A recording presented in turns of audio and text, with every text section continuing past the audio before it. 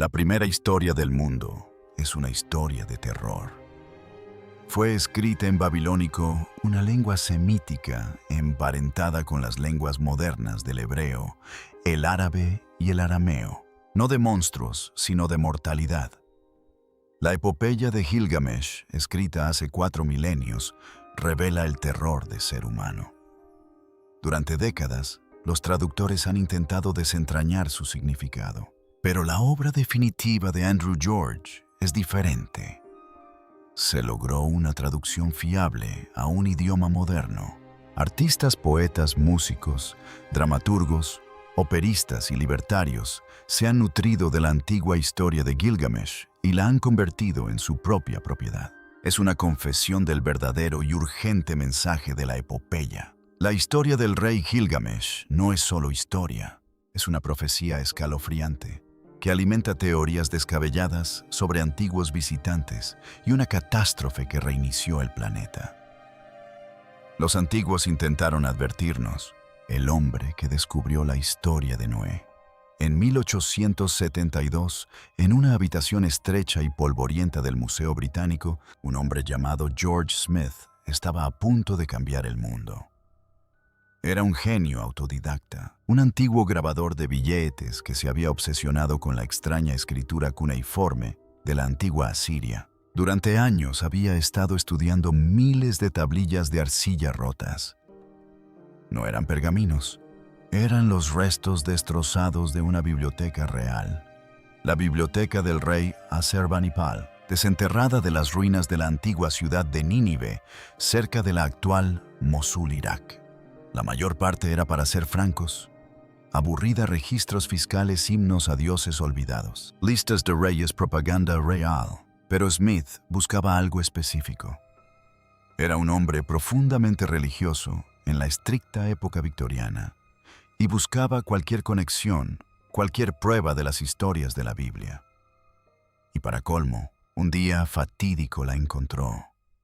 Estaba traduciendo un fragmento en particular cuando sus ojos se abrieron de par en par. Le temblaban las manos. La tablilla describía un gran diluvio. Mencionaba un barco construido para escapar de las aguas animales a bordo y un pájaro liberado para encontrar tierra firme. Era la historia del arca de Noé, simple y llanamente. Pero aquí está el truco. Esta tablilla no procedía del antiguo Israel, sino de Mesopotamia. Y el idioma en el que estaba escrita el aadiano era muchísimo más antiguo que las copias más antiguas conocidas de la Biblia hebrea. Hablamos de siglos de antigüedad. Esto no fue solo un hallazgo sorprendente, sino un terremoto histórico. Al comprender la magnitud de lo que leía Smith, quedó tan impresionado que, según testigos presenciales, se puso de pie. Empezó a pasearse por la habitación con gran excitación y para sorpresa de sus reservados colegas, comenzó a arrancarse la ropa. Había encontrado el primer relato independiente y no bíblico del gran diluvio. El 3 de diciembre de 1872 presentó sus hallazgos. La noticia causó un gran revuelo. Fue la noticia más importante del mundo, pero también generó un enorme problema. ¿Acaso demostraba la veracidad de la Biblia? ¿O demostraba que la Biblia había tomado prestada su historia más famosa de una civilización pagana aún más antigua? Fue una crisis de fe que desencadenó una batalla de ideas que aún continúa. Algunos eruditos, especialmente en Alemania, aprovecharon la situación para promover una nueva y extravagante teoría de la época llamada panbabilonismo. La idea era que cada mito importante, cada dios, cada historia de cada cultura, incluida la Biblia, era simplemente una copia de un original babilónico más antiguo. Como es de imaginar, esto no fue bien recibido. Lo más sorprendente es que aquella tablilla, la que hizo famoso a George Smith, era solo una pequeña pieza de un rompecabezas mucho más grande y profundo. Era, como pronto descubrió, solo un capítulo de una vasta y extensa historia, la epopeya de Gilgamesh. Pero he aquí la cuestión. El descubrimiento de Smith estaba incompleto. Las tablillas estaban destrozadas. La historia estaba llena de lagunas, como una película a la que le faltan la mitad de las escenas.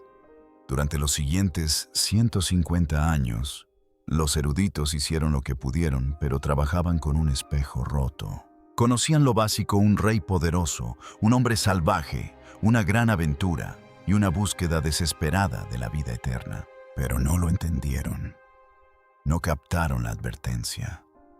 Hasta que apareció Andrew George. Si George Smith encontró el enigma, Andrew George es quien dedicó toda una vida a resolverlo. Es un asriologista moderno, profesor, y básicamente el mayor investigador de Gilgamesh del mundo. No se limitó a releer las antiguas traducciones. Pasó décadas buscando hasta el último fragmento de la epopeya. Viajó a museos de Irak, Alemania, Turquía y Estados Unidos, rebuscando en cajas sin catalogar, y sótanos buscando piezas que habían sido mal etiquetadas o ignoradas durante un siglo. Su trascendental traducción de la epopeya de Gilgamesh se considera la versión estándar definitiva. Y no es solo una nueva traducción, es una revelación. Gracias a su trabajo, reconstruyendo fragmentos como un investigador forense de alto riesgo, ahora sabemos lo que realmente dice la epopeya. Y es una confesión. Es una confesión de hace 4000 años de los albores de la civilización humana. Es un mensaje, una advertencia dejada por los primeros pobladores que construyeron una ciudad sobre aquello que realmente nos aterra a todos. Lo que Andrew George encontró oculto entre los fragmentos de arcilla es el verdadero mensaje de Gilgamesh. Y es un mensaje que 4000 años después seguimos intentando ignorar desesperadamente. Pero lo que él reconstruyó no era solo una historia. Fue una mirada aterradora a un pasado que jamás deberíamos haber olvidado. Descifrando la divinidad de Gilgamesh. Lo que mucha gente desconoce es que la epopeya de Gilgamesh no se llama así como la llamaban los antiguos. Ese es un apodo moderno. El título original, el que habría conocido un escriba babilónico, proviene de su primer verso. Y gracias al meticuloso trabajo de Andrew George, sabemos que ese verso es el que vio las profundidades. Ese título lo cambia todo. No se trata del rey que mató a un monstruo, ni del hombre que quería vivir para siempre. Fue él quien vio lo profundo. Lo profundo no se refiere solo al océano. En acadiano, la lengua de la epopeya significa lo incognoscible, el misterio, la verdad fundamental y oculta de la existencia. La epopeya es la confesión de un hombre que viajó hasta el límite de la realidad y vio la verdad. Y esa verdad lo quebrantó antes de reconstruirlo. El trabajo de Andrew George fue minucioso. Hay que entender con qué trabajaba. Un uniform no es como leer un libro. Es uno de los sistemas de escritura más complejos jamás inventados, con cientos de signos, cada uno capaz de tener significados diferentes. Es un acertijo, un código y un idioma todo en uno. Ahora imaginen que ese código está escrito en tablillas de arcilla hecho añicos, en miles de pedazos y esparcido por todo el mundo. Esto era a lo que se enfrentaba Andrew George.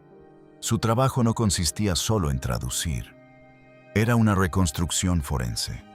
Se sentaba con 2 diminutos fragmentos aparentemente inconexos, uno de un museo de Berlín y otro de Bagdad, y se daba cuenta de que alguna vez habían formado parte de la misma tablilla. Por la caligrafía del escriba, podía distinguir el color de la arcilla, la forma en que encajaba la línea de ruptura. Literalmente estaba recomponiendo un alma destrozada. Y su traducción es una confesión, porque es honesta. Por primera vez su versión incluye todas las lagunas, todas las líneas rotas. No disimula las partes faltantes, sino que rellena más lagunas que nadie en la historia. En 2011, George y otro investigador se encontraban en un museo del Kurdistán iraquí cuando un conservador les mostró un conjunto de tablillas incautadas a contrabandistas. Mientras George traducía, seguramente sintió un vuelco en el corazón. Era un nuevo capítulo de Gilgamesh. 20. Versos inéditos en el mundo moderno. Estos versos añadieron una dimensión completamente nueva, describiendo el bosque de cedros no como un lugar tenebroso, sino como una selva vibrante, una ruidosa sinfonía de monos y pájaros. Este pequeño detalle transforma el significado de la búsqueda de Gilgamesh, convirtiéndola de un acto heroico en algo más sombrío. Pero aquí es donde entran en juego las teorías más descabelladas. La epopeya no empieza con un rey, sino con un semidios. El texto es explícito. Gilgamesh es 2/3 divino y 1/3 humano. ¿Cómo es posible 2/3? No se trata de un simple halago, sino de un hecho. Esto ha llevado a muchos a preguntarse quiénes o qué eran estos dioses. Esta es la puerta de entrada a la teoría de los Anunnaki. Según algunas interpretaciones del texto sumeriano, los Anunnaki eran un grupo de dioses que descendieron del cielo a la tierra. Estas teorías planteaban que no se trataba de seres espirituales, sino de visitantes de carne y huesos, seres avanzados con tecnología que no podíamos comprender. Entonces la cuestión es la siguiente. ¿Era la divinidad de Gilgamesh? ¿Era la que equivalía a 2/3 de su naturaleza un hecho biológico? ¿Era acaso producto de un programa de cría Anunnaki? Un intento de crear un gobernante perfecto mediante la mezcla de su avanzada genética divina con la de seres humanos mortales. Esto explicaría su fuerza sobrehumana, su arrogancia desmedida y su energía inquieta e inhumana. Era un híbrido y lo sabía. Su gente en la gran ciudad de Aruk sin duda sabía que algo andaba mal. Era un gobernante terrible, un tirano. La epopeya cuenta que no dejó hijos varones a su padre ni vírgenes a sus amantes. Estaba fuera de control como un toro salvaje que arrasaba su propia ciudad. Su pueblo clamó no a un sacerdote, sino a los dioses mismos.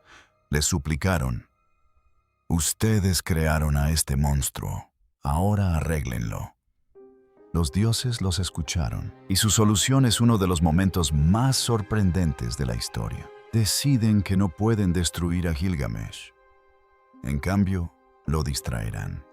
Crearán un segundo yo, un igual alguien que finalmente pueda igualar su corazón tempestuoso. Entonces la diosa madre Auru se lavó las manos, tomó un poco de arcilla y la vertió en el escalón. Con esta arcilla creó a Enkidu.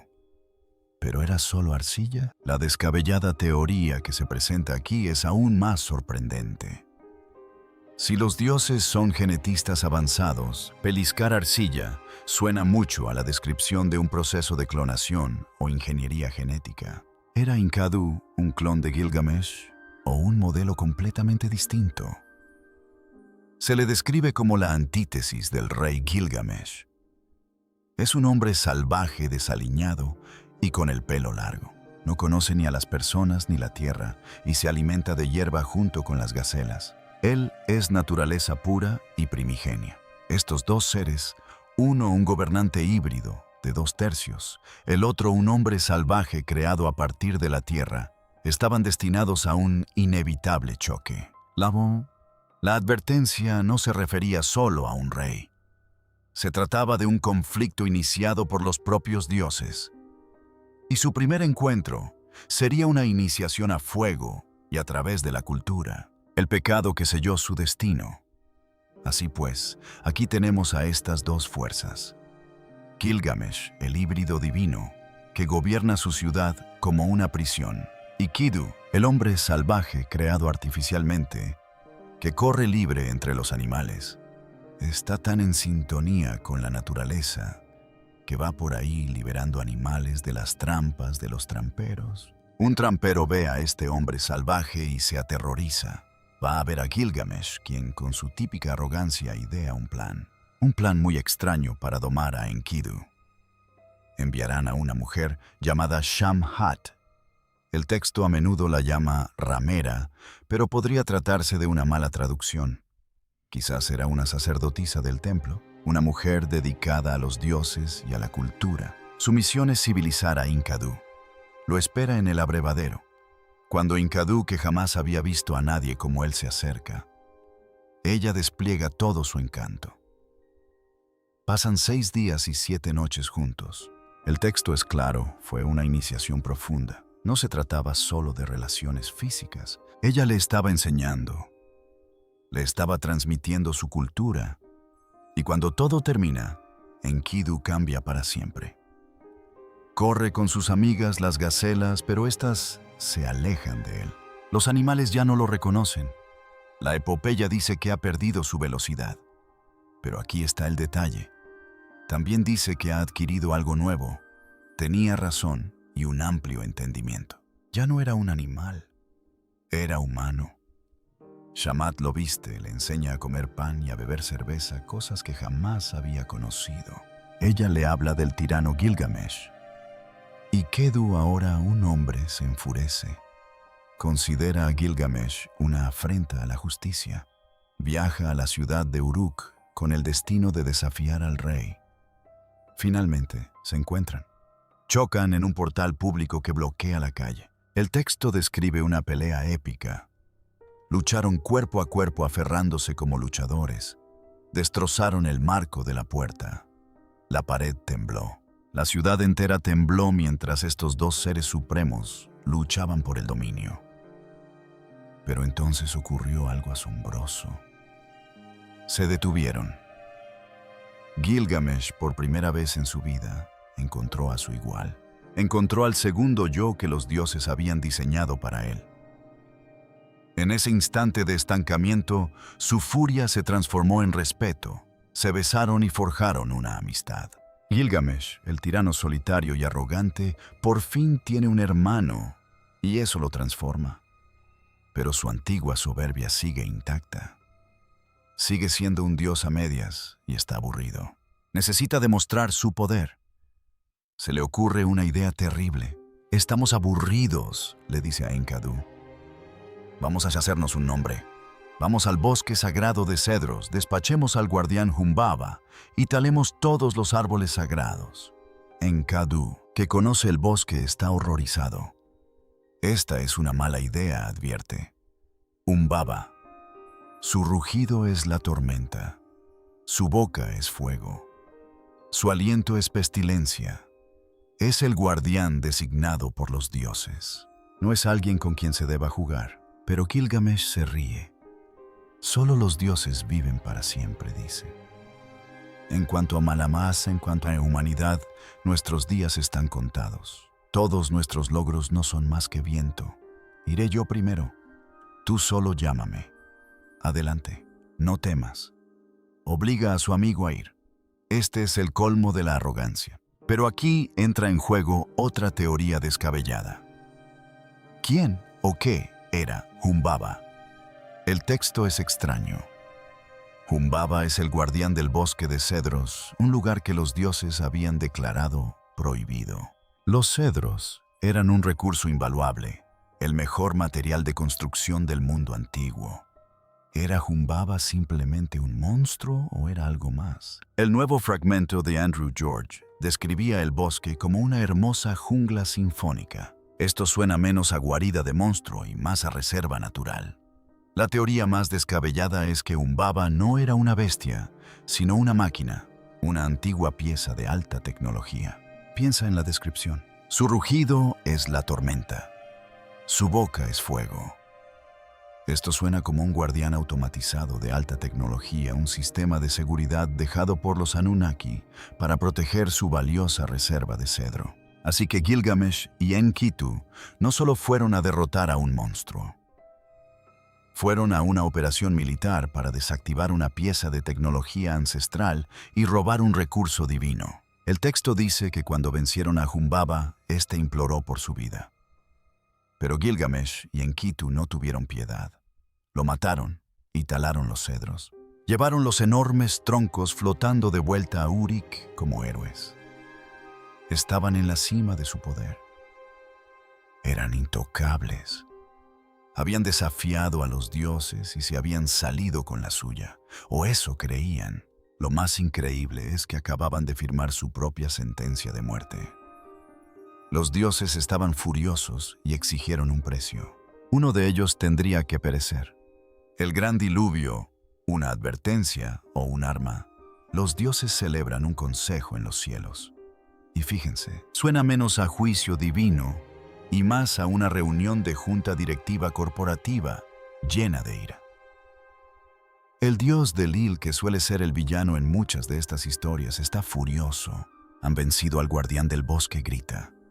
Han robado los cedros sagrados. Uno de ellos debe pagar. Pero ¿quién no Gilgamesh? Él es 2/3 uno de ellos. Es de la realeza.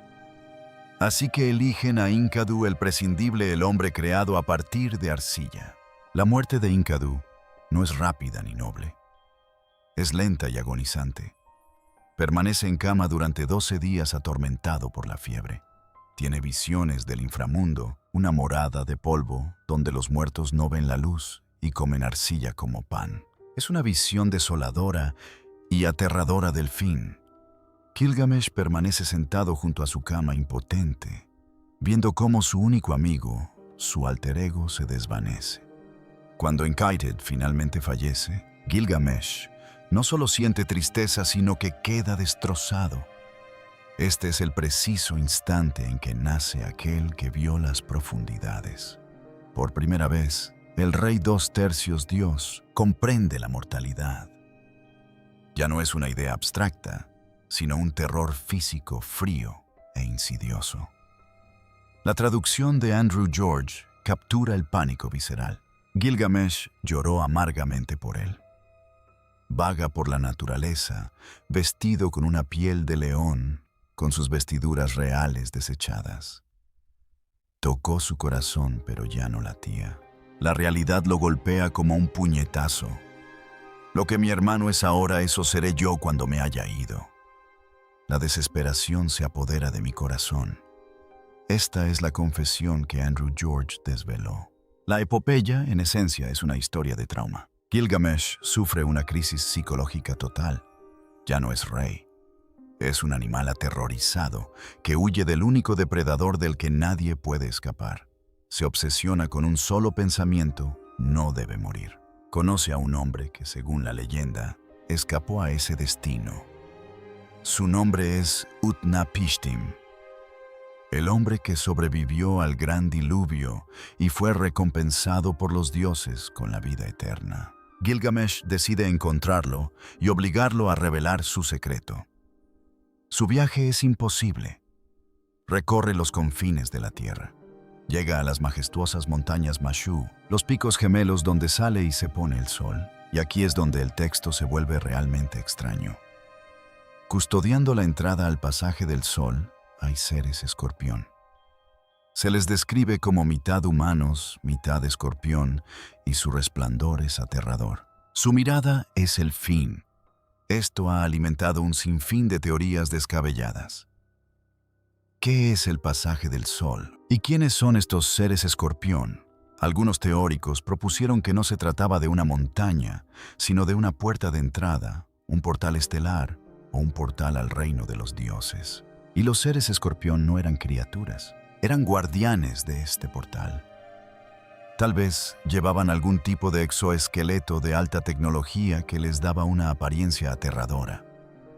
Ven la desesperación de Gilgamesh y le advierten: ningún hombre mortal ha ido jamás por este camino, Gilgamesh. No encontrarás la vida que buscas. Él no escucha. Se adentra en el pasaje y camina 12 leguas en completa oscuridad.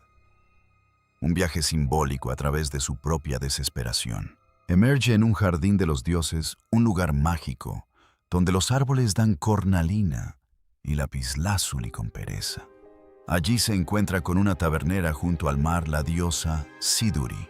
Ella ve a este hombre salvaje y demacrado, con el rostro surcado por el viento y el sol, y se asusta. Él le cuenta su historia, y ella le da la primera gran advertencia de la epopeya. Le dice: Gilgamesh, ¿dónde andas vagando? La vida que buscas jamás la encontrarás. Cuando los dioses crearon a la humanidad, le asignaron un fin. Conservaron la vida bajo su protección. En cuanto a ti, Gilgamesh, que tu estómago esté lleno. Sé feliz día y noche, que tu ropa esté limpia. Mira al niño que te toma de la mano. Deja que tu esposa se regocije en tu regazo. Esta es la verdadera tarea de la humanidad. Es un discurso de aprovechar el día de hace 4000 años. Pero Gilgamesh, sumido en su trauma, no escucha. ¿Cómo puedo callar? Se enfurece. Mi amigo es polvo, y no voy a yacer yo también para no levantarme jamás. La obliga a ayudarlo. Cruza las aguas del fin, un lugar al que ningún ser vivo debería ir, y finalmente en una orilla lejana lo encuentra. Utnapishtim, el superviviente del diluvio. Gilgamesh suelta su pregunta sin pensarlo 2 veces. ¿Cómo puedo obtener la vida eterna?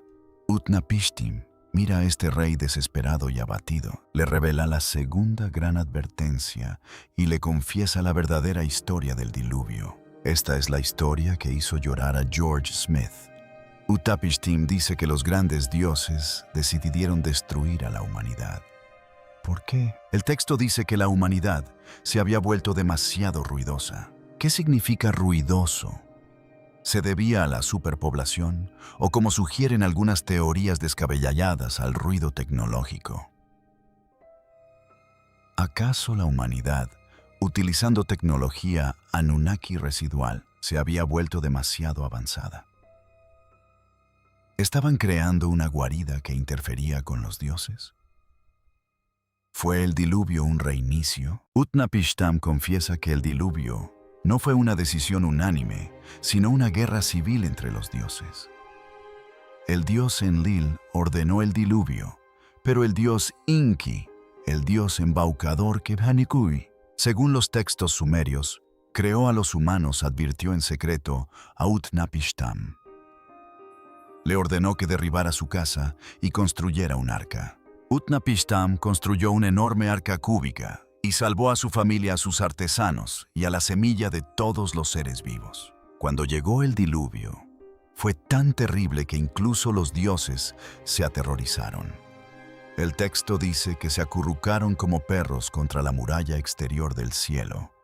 Tras el diluvio, Enlil se enfureció al saber que alguien había sobrevivido, pero Inki lo calmó. Como recompensa, o tal vez solo para quitárselo de en medio, recompensaron a Utnapishtim y a su esposa con la vida eterna y los enviaron a vivir lejos en la desembocadura de los ríos. Pero aquí está el truco. Utnapishtim le dice a Gilgamesh: tuve suerte. Fue un trato único. ¿Quién convocará a los dioses por ti? Confiesa el secreto. No hay ningún secreto. Pero Utnapishtim dice: pongámoste a prueba. Si de verdad quieres conquistar el fin, primero intenta conquistar a su hermano pequeño, el sueño.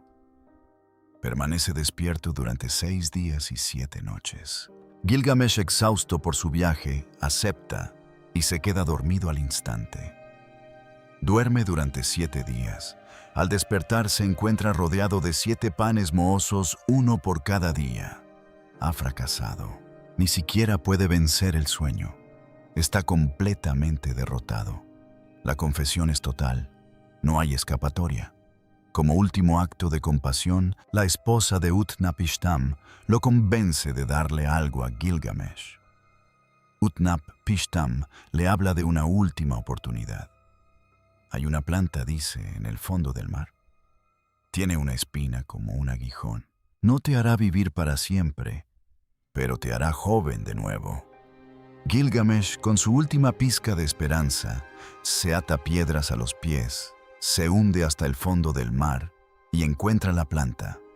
La tiene, la fuente de la juventud. De regreso a casa se detiene a bañarse en un manantial fresco.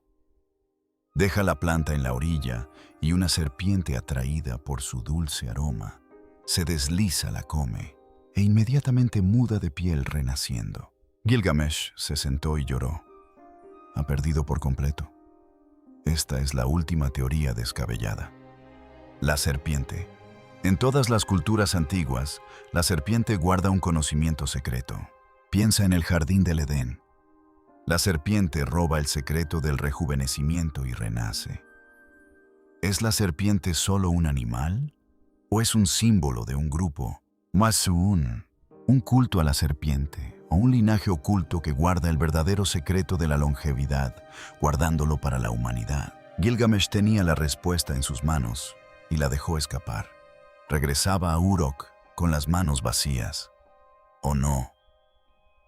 Regresó con lo único que realmente importaba, la respuesta milenaria a nuestro miedo. Así que aquí está el trato. Hemos llegado al final de la historia. Gilgamesh, el dios en 2/3. El hombre que luchó contra su clon, que venció a una máquina ancestral, que viajó a través de un portal estelar y que habló con el superviviente del diluvio. Es un fracaso. Regresa a su ciudad Uruk. Viene con las manos vacías. Fracasó. Perdió a su amigo. Falló la prueba del sueño. Perdió la planta de la juventud. Va a morir igual que Enkidu. Como a todos, el terror lo venció. Pero al acercarse a la ciudad, algo ha cambiado. Ya no es aquel hombre animal frenético y aterrorizado. Está en silencio. Es aquel que vio las profundidades, vio la verdad y ésta lo purificó. Se vuelve hacia el barquero que lo trajo a casa y pronuncia las palabras más importantes de toda la epopeya. Esta es la confesión final. Esta es la advertencia. No hace alarde de su oro ni de su poder. No habla de los dioses ni de los Anunnaki. Señala las murallas de su ciudad, las enormes murallas de ladrillo cocido que su pueblo había construido. Ve, Upabi camina sobre la muralla de Uruk, dice Gilgamesh. Inspecciona la plataforma de los cimientos, examina la mampostería. ¿Acaso no es una mampostería de ladrillo cocido? ¿No fueron los 7 sabios quienes pusieron sus cimientos? Esto es todo. Esta es la respuesta. La confesión de Andrew George, la que su obra deja tan dolorosamente clara, es que la epopeya de Gilgamesh no es una historia sobre una búsqueda fallida de la inmortalidad. Es una historia sobre la redefinición de la inmortalidad. Esta es la parte práctica. El caso es que todas esas teorías descabelladas, los Anunnaki, la ingeniería genética, los guardianes de alta tecnología, los Stargates, los cultos de la serpiente a su manera, son como la búsqueda de Gilgamesh. Son una distracción.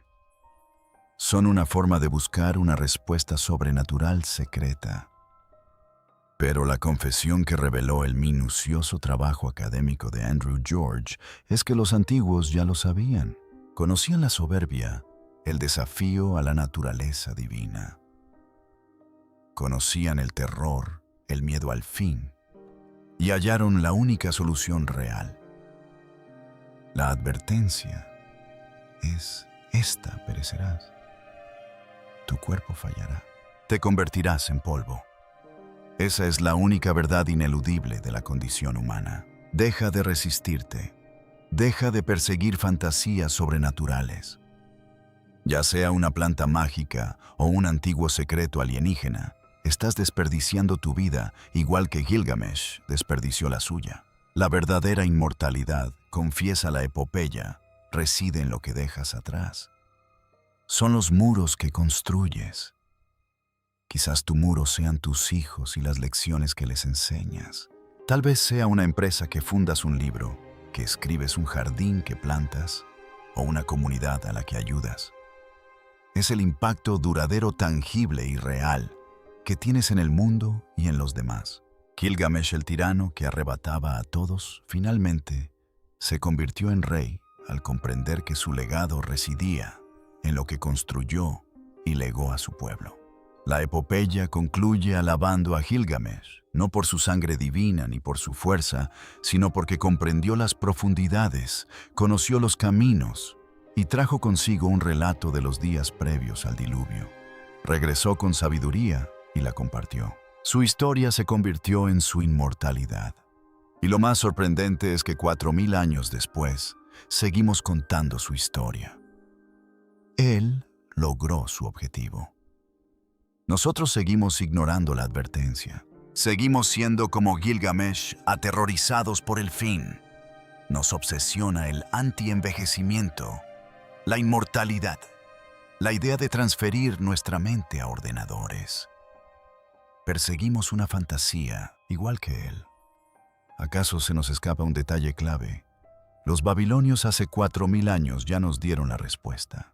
La confesión de Andrew George es que sencillamente descifró su mensaje con tanta claridad que ya no podemos fingir que no lo entendemos. ¿Qué opinas? ¿Está nuestro mundo moderno tan obsesionado con escapar de su destino como lo estaba Gilgamesh? ¿O acaso las teorías más descabelladas son la verdadera verdad oculta? Déjame tu opinión en los comentarios. Y no olvides darle a me gusta y suscribirte para descubrir más historias fascinantes.